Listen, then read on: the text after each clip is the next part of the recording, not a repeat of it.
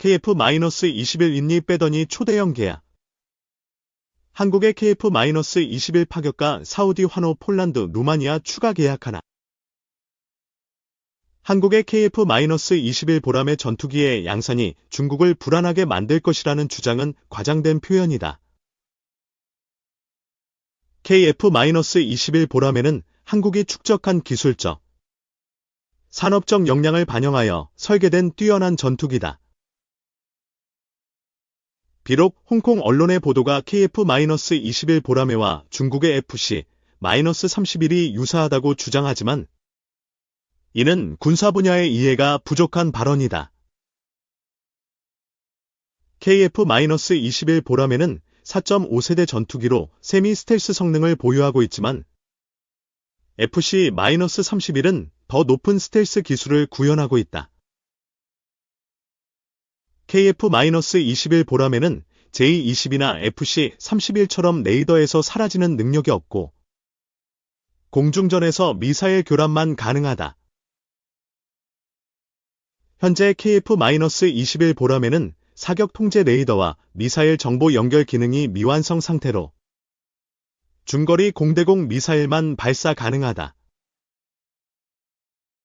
KF-21 보라매는 FC-31과 경쟁할 자격조차 없으며 중국 전문가의 부정적인 의견도 나타났다.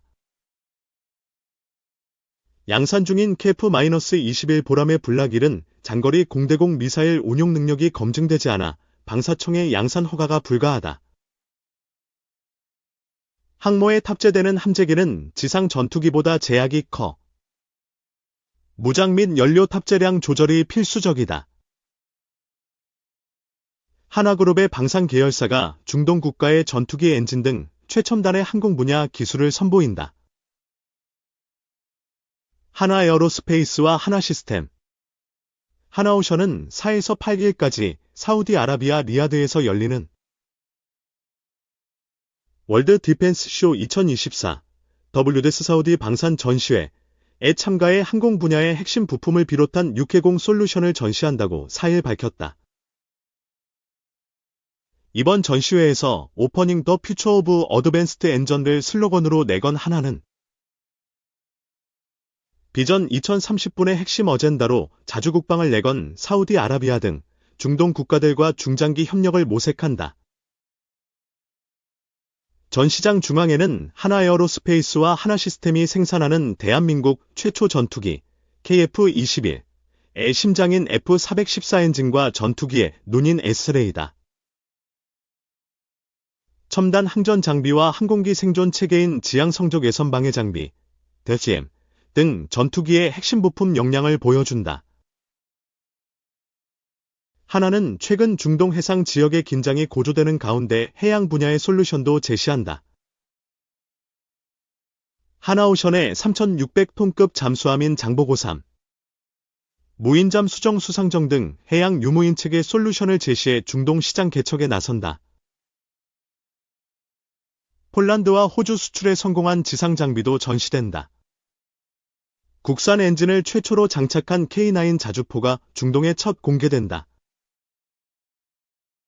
또 레드백 장갑차와 청검을 장착한 무인 수색 차량 타이곤, 사거리 290km의 천무탄 등을 선보여 중동 아프리카 시장 확대에 나선다. 대공방어용 다기능 레이더 MFR 시리즈와 안티드론 시스템도 공개된다. 또 우주에서 전천후 관측이 가능한 초소형 서비스 등 감시정찰 역량과 더불어 저궤도, 통신위성을 활용한 우주 영공지상 해양까지 아우르는 초연결, 다계층 네트워크 솔루션도 선보인다. 이 사사건건 핵공격 배제 안해.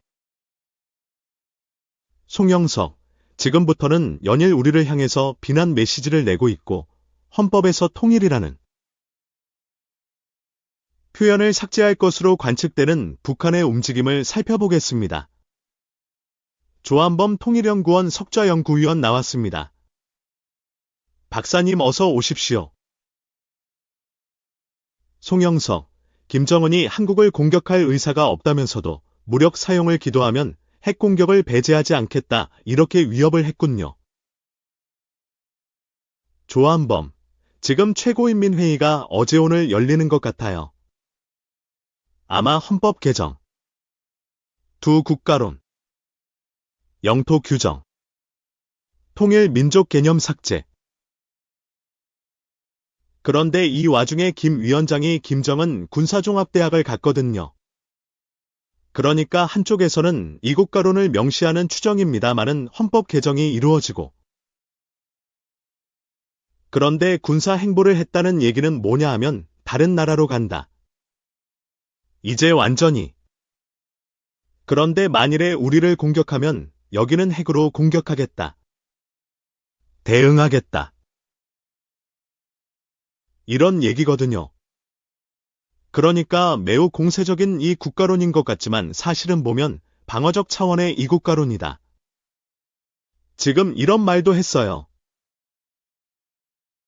그러니까 윤석열 대통령을 향해서 상황 관리에 주력해야 될 것이다. 상황 관리는 긴장 관리한다는 얘기거든요. 그러니까 이 얘기는 체제 경쟁에서 패배한 북한이 자기들, 김정은 체제 유지를 위한 자기들만의 길을 걸어갈 거고, 건드리지 않으면 된다. 우리를 건드리지만 않으면 된다. 다만 건드리면 핵으로 대응하겠다. 그 다음에 힘의 균형을 파괴하면 자기들이 더 강한 핵으로 대응하겠다. 이런 개념이거든요. 그렇게 보면 큰 틀에서는 매우 공세적인 것 같지만 최대 수호적인 방어적인 이국가론을 얘기하고 있다. 이렇게 볼 수 있습니다. 송영석, 그렇군요. 국군의 날 사흘 뒤인 지난 4일에도 김정은이 핵보유국 운운하면서 윤 대통령을 온전치 못한 사람이라고 비난했습니다. 오늘 재차 비난을 한 것인데요. 같은 맥락으로 봐야 될까요? 조한범, 같은 맥락으로 봐야죠. 왜냐하면 북한은 한국군에 비해서 재래식 전력이 절대 열세입니다. 그런데 한국군이 국군의 날에 한국형 전략 무기들을 보여줬거든요. 그런데 여기에 대해서 김여정도 김정은 위원장 벌써 2차례나 날선 비판을 하고 있거든요. 그러면 사실은 고강도의 전략적 도발까지 우려가 됐는데 지금 말 폭탄이거든요. 그렇게 보면 사실은 이번 국군의 날 행사에 대해서 상당히 불편한 심기를 느꼈을 거고 우리 전략사령부에 대해서도 변변한 무기 하나 없다 이렇게 말했거든요. 그런데 사실은 전략사령부가 핵은 없지만 한국형 전략무기들을 많이 보여줬거든요. 현무-5를 포함해서 현무-5는 일각의 우려가 있지만 일반적인 폭탄과 다르게 이 텅스텐 탄자를 이용해서 지상에 충격을 가한 다음에 지하 100에서 200m 들어가서 소규모 지진을 일으켜요. 그럼 반경을 한 500m 정도까지는 벙커나 아니면 생명체는 모두 제거되거든요. 그런데 이런 무기들을 보여주니까 북한 무기하고는 차원이 다르거든요.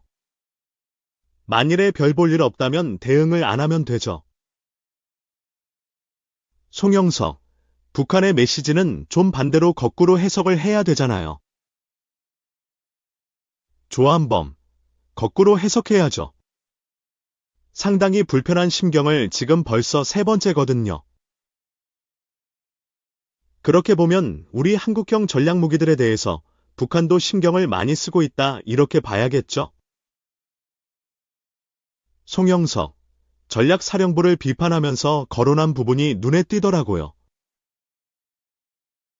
이제 달리 말하면 전략사령부라는 것이 한미의 어떤 핵공조를 강화하는 상징적인 부대 아니겠습니까?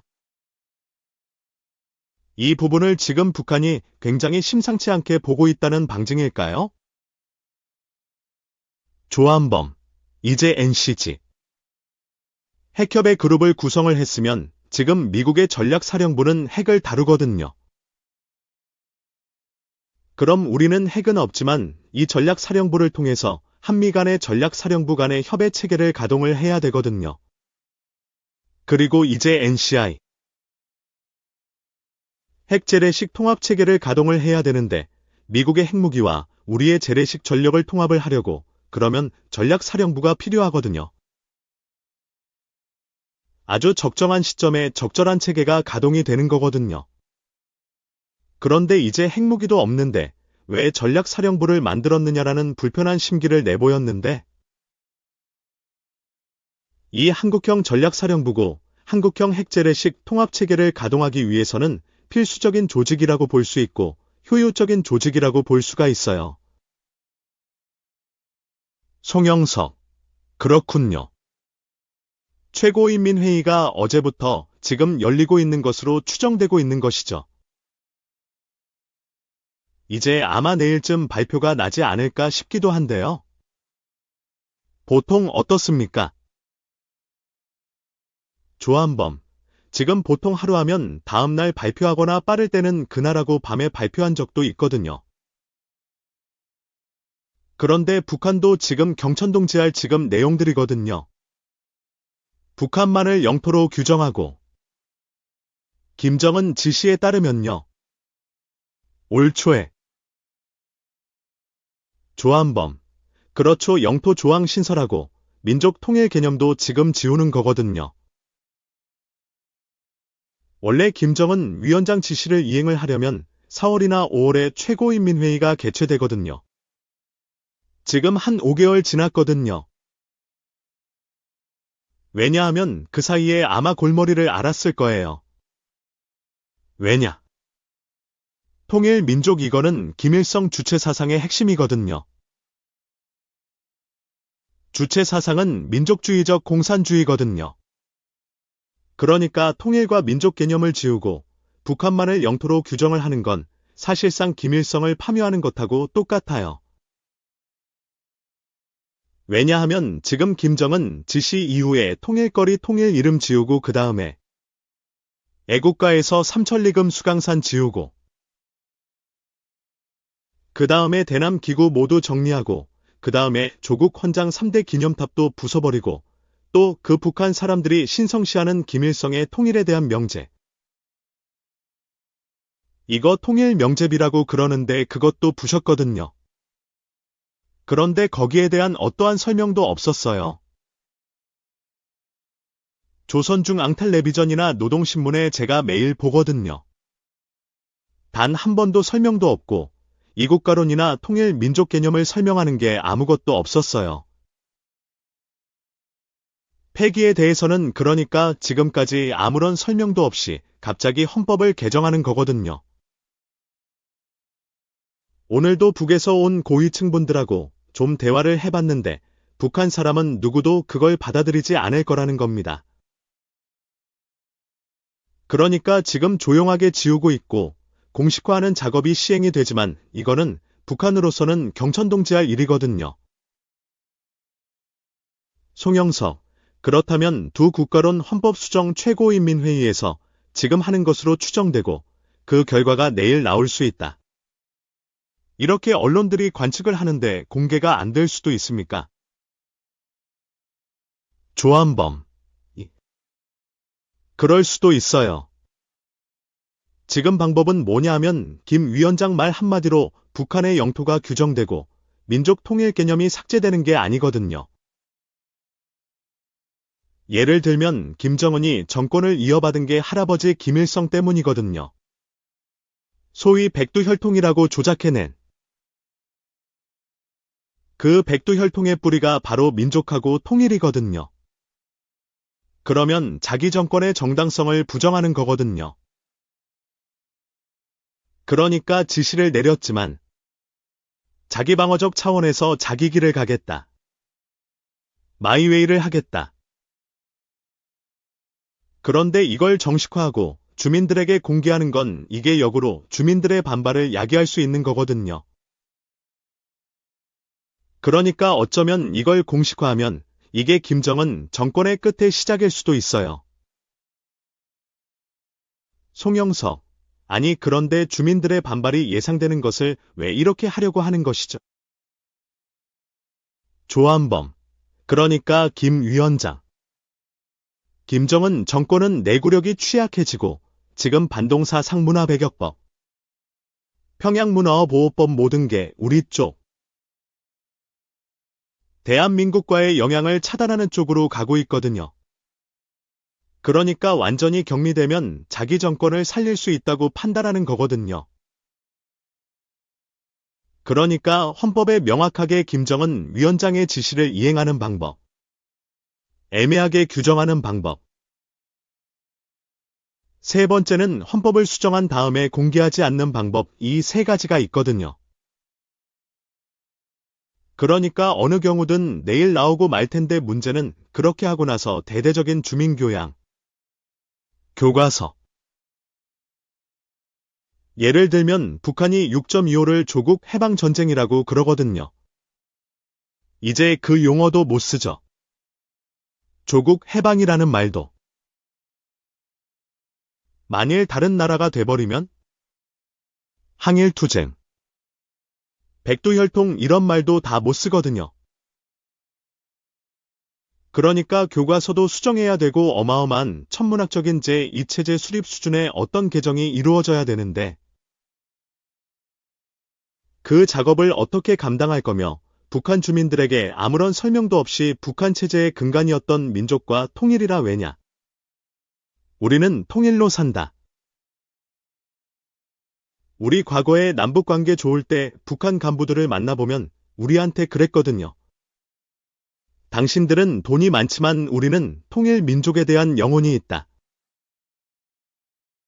피가 뜨겁다고 그랬거든요. 그런데 이제 돈도 없고 통일 민족도 삭제해버리고 자기만의 길을 간다고 그러면 이 사람들은 아무것도 내세울 게 없는 거죠. 송영석. 그런데 그 논리를 지금까지 유지하면서 주민들을 세뇌시켜왔고 그리고 그 체제를 유지해왔던 거잖아요. 조한범. 그런데 거기에 대한 아무런 설명도 이 사전 수계 과정이 없었고 그렇다고 해서 주민들이 원한 것도 아니고 그냥 김정은 위원장 말 한마디밖에 없거든요. 그걸 바로 이행을 하면 겉으로는 사실은 감시 감독 때문에 받아들일 수 있겠지만 이제 내면적으로는 저항할 수 있는 명분이 생긴 거예요.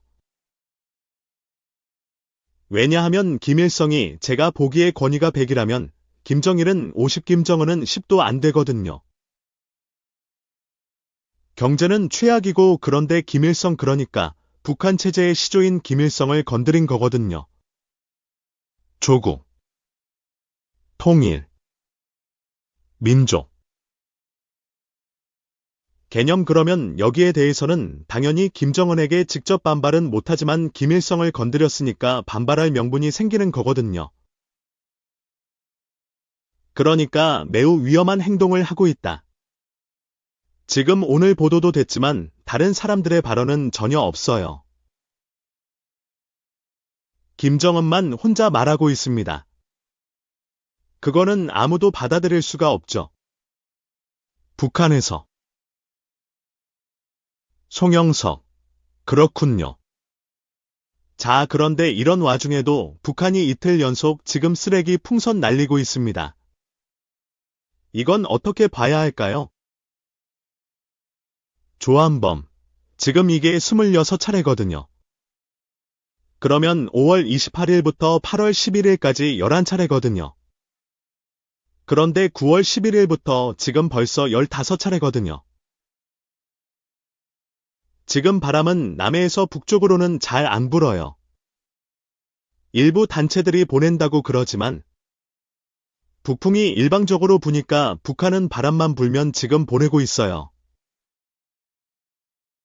그 얘기는 뭐냐 하면 초기에는 민간단체 북한은 쓰레기 풍선이었는데 지금은 우리 군의 심리전 방송이 아주 불편하거든요.